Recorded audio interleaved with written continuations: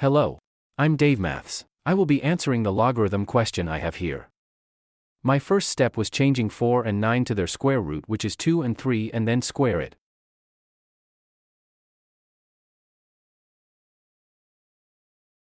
Subsequently, I can factorize the square function to obtain a single square. Then I can add it to the solution.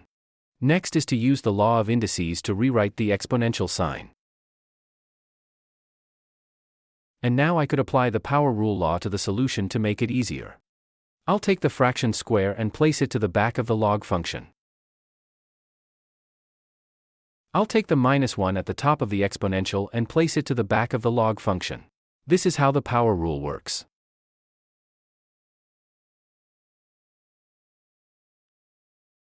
This is the third rule, as you can see, the power rule.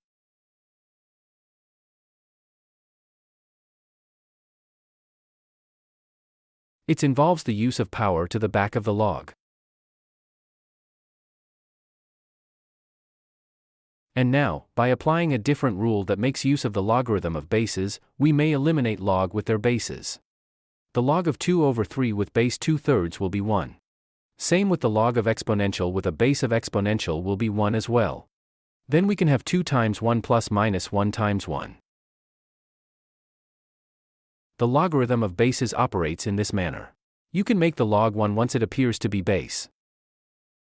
2 times 1 is 2. Minus 1 times 1 is -1. 2 minus 1 is 1.